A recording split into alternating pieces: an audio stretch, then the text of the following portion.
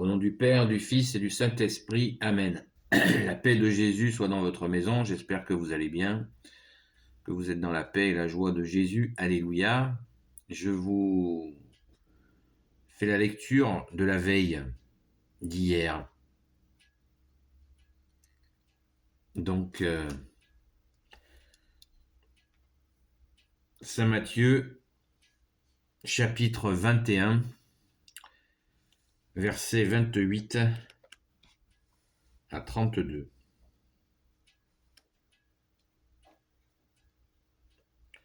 Mais donnez-moi plutôt votre avis. Un homme avait 2 fils.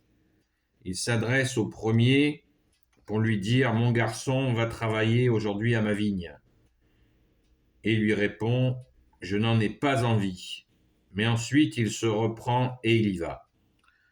Le père s'adresse également à l'autre et lui dit la même chose. Il répond « Bien sûr que oui, Seigneur », mais il n'y va pas. Lequel des deux a fait la volonté du Père ? Ils répondirent le premier. Alors Jésus leur dit, en vérité, je vous le dis, les collecteurs d'impôts et les prostituées vous devancent sur le chemin du royaume de Dieu. Car Jean est venu vous montrer le chemin le chemin de la justice, mais vous n'avez pas cru en lui, alors que les collecteurs d'impôts et les prostituées croyaient en lui. Et malgré leur exemple, vous ne vous êtes pas repris. Même après coup, vous n'avez pas cru en lui. Merci Jésus pour ta parole. Alléluia. Alors, pour te comprendre, bien-aimé Jésus, il nous faut toujours se replacer dans le contexte de cette tension très forte entre notre bien-aimé Jésus et les tenants de la loi, les tenants de la foi, de la révélation juive de l'époque, puisque la religion, la révélation que Dieu le Père avait faite au peuple juif et uniquement au peuple juif était tenue par certains individus, donc les docteurs de la loi, les pharisiens, les anciens, et malgré les signes innombrables de Jésus, qui guérissait les gens jusqu'à ressusciter des morts, eh bien, il n'y a rien à faire. Il ne voulait pas reconnaître que ça y est, le Messie était venu. Donc, Jésus, tout au long des évangiles, qui correspondent à ces 3 ans et demi de vie publique de Jésus, où Jésus a fait tous ces miracles, eh bien, Jésus ne cesse d'essayer de les réveiller, de casser le mur qu'ils ont érigé dans leur cœur pour refuser d'accueillir le seul Messie que tu es, Jésus, le Christ, on l'a vu hier, qui veut dire le Messie, l'unique Messie, Jésus.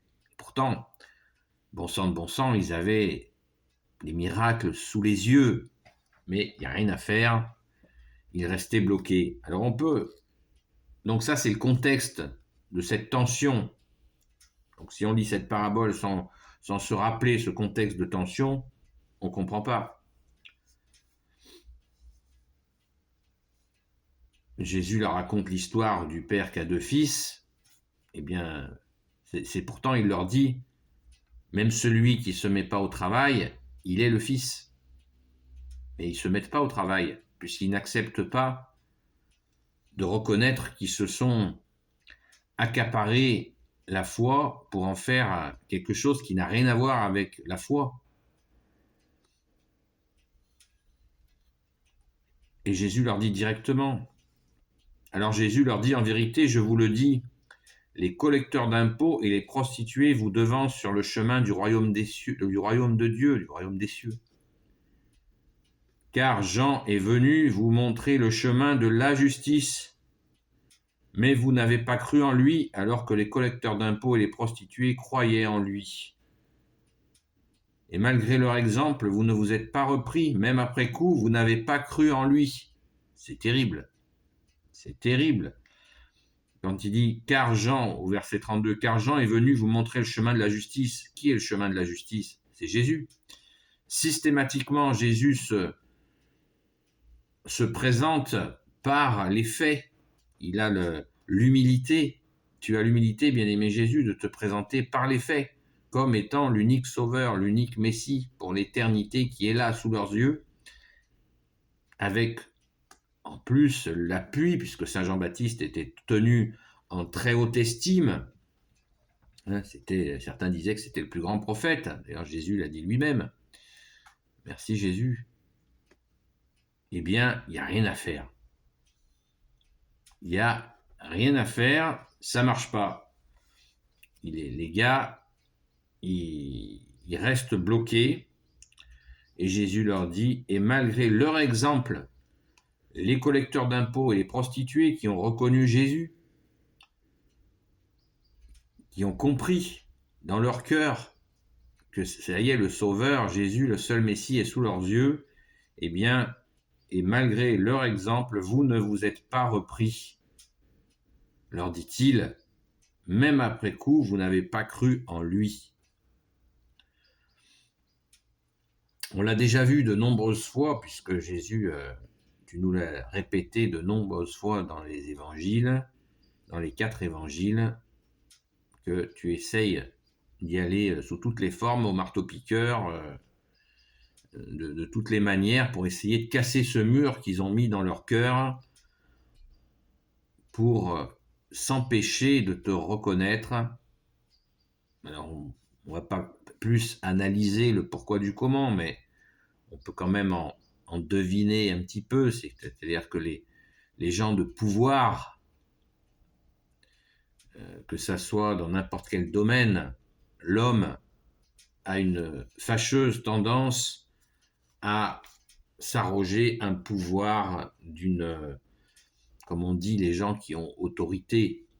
Ah oui, les gens qui ont autorité, mais le problème c'est que le Père, notre Père bien-aimé, le Père de Jésus, quand il a donné la révélation au peuple juif, certains se sont accaparés cette révélation jusqu'à la transformer en quelque chose qui n'avait rien à voir, plus rien à voir avec la révélation que le Père a transmise.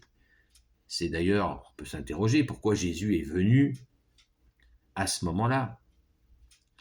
Pourquoi Jésus est venu à ce moment-là précis? Pourquoi Jésus, qui est Dieu, qui était avec le Père dès le commencement, il est venu par notre Sainte Mère Marie? Pourquoi il est venu à ce moment-là? Eh bien parce que c'était parti en cacahuète. Et je suis poli, hein. Donc Jésus est venu rétablir. Rappelons-nous de ce qu'a dit le grand Saint Paul. Avant qu'il se convertisse, avant qu'il rencontre Jésus, qu'est-ce qu'il disait? C'était un pharisien, Saint Paul. Donc il était rangé dans cette équipe-là, de gens qui étaient certains qu'ils étaient, ils étaient vraiment des gens qui parlaient de Dieu, témoignaient de la révélation, etc. etc. Et bien, Saint Paul le dit de lui-même, qu'il blasphémait, en fait. Et il nous apprend ce que c'est que le blasphème. Et bien, le blasphème, c'est dire que Dieu est comme ça alors qu'il n'est pas comme ça. Voilà, c'est ça un blasphème.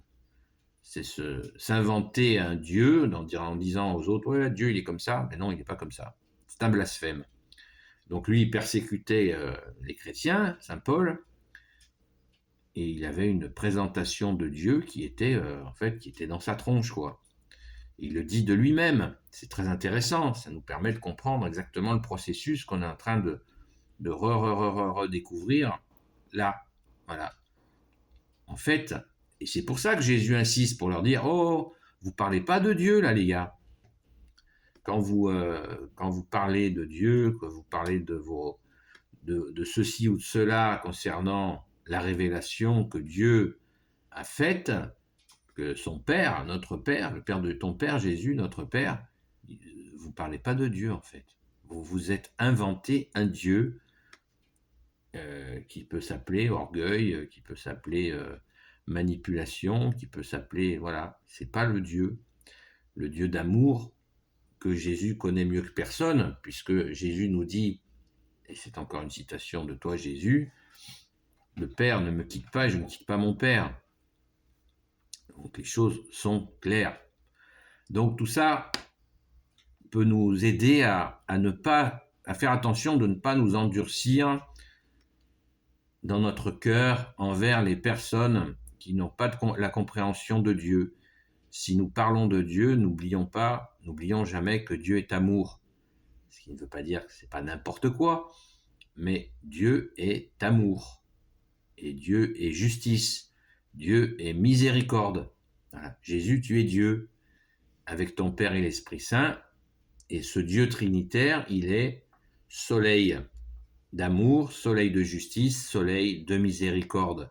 Ne l'oublions jamais afin de ne jamais tomber dans ce travers à nous fabriquer un Dieu. Et la meilleure façon, c'est de t'accueillir, Jésus, bien-aimé, toi qui es Dieu avec ton Père et l'Esprit Saint. Alléluia. Béni soit le Père, le Fils et le Saint-Esprit. Amen. Ô Jésus, toi qui peux tout et qui portes tout, toi le Sauveur, toi l'Emmanuel, je te confie toutes celles et ceux qui regarderont cette vidéo, ainsi que leurs proches, selon ta sainte volonté. Sainte Marie, Reine des cieux, toi l'Immaculée Conception, toi qui écrases le serpent, toi qui as la lune sous tes pas, toi notre Mère, Notre-Dame.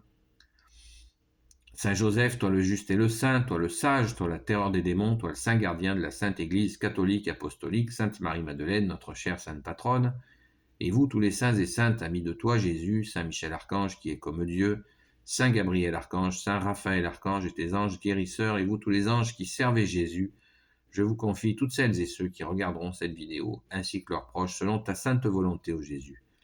La paix de Jésus soit dans votre maison, et je vous dis à très vite.